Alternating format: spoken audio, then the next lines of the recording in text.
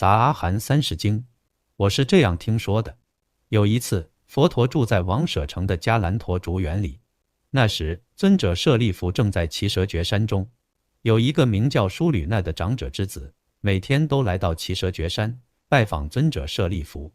这一天，他问候了舍利弗的起居后，坐在一旁，对舍利弗说：如果有些沙门和婆罗门对于无常的、会变化的、不稳定的色，说我比别人强，我和别人一样，或我比别人差，为什么这些沙门和婆罗门会有这样的想法而看不到真相呢？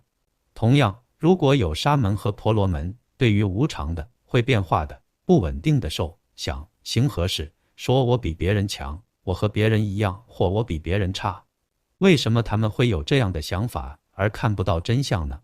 如果沙门和婆罗门对无常的、不稳定的、会变化的色，说我比别人强，我和别人一样，或我比别人差，他们是基于什么想法而看不到真相呢？同样，对于无常的、会变化的、不稳定的受、想、行、识，说我比别人强，我和别人一样，或我比别人差，他们又是基于什么想法而看不到真相呢？舍利弗回答说：舒吕那，你觉得怎么样？色是常恒的还是无常的？舒吕那回答：是无常的。舍利弗又问舒吕那：如果是无常的，那它是苦的吗？舒吕那回答：是苦的。舍利弗继续问舒吕那：如果是无常的、苦的，是会变化的法，你怎么看？圣弟子会认为色是我，是我所有的，或者我在色中吗？舒吕那回答：不会。舍利弗又问舒吕那：你觉得受、想、行、识是常恒的还是无常的？舒吕那回答：是无常的。舍利弗问：如果是无常的，那他们是苦的吗？舒吕那回答：是苦的。舍利弗说：舒吕那，如果是无常的、苦的，是会变化的法，你怎么看？圣弟子会认为是我，是我所有的，或者我在始中吗？舒吕那回答：不会。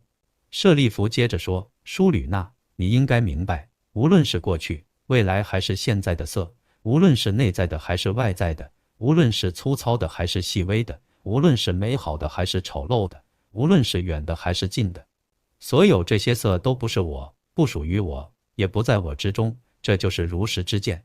同样，对于受、想、行、识，无论是过去、未来还是现在的，无论是内在的还是外在的，无论是粗糙的还是细微的，无论是美好的还是丑陋的，无论是远的还是近的，所有这些都不是我，不属于我，也不在我之中，这就是如实之见。舒吕那，这样对于色、受、想、行、识升起厌离，远离欲望，获得解脱，得到解脱的智慧，知道我的生命已经结束，修行已经完成，该做的都已经做了，我知道自己不会再有来生了。舍利弗说完这番话后，长者之子舒吕那远离了尘垢，获得了清净的法眼。这时，长者之子舒吕那已经见到了法，得到了法，不再依赖他人，对正法充满信心，不再有所畏惧。他从座位上站起来，把右肩袒露出来，右膝着地，双手合十，对舍利弗说：我现在已经度过了迷惘，从今天开始，我要皈依佛，皈依法，皈依僧，成为一名优婆塞。从今以后，我将终生清净地皈依三宝。长者之子舒吕那听完舍利弗的教导后，感到非常欢喜，兴高采烈地向舍利弗行礼，然后离开了。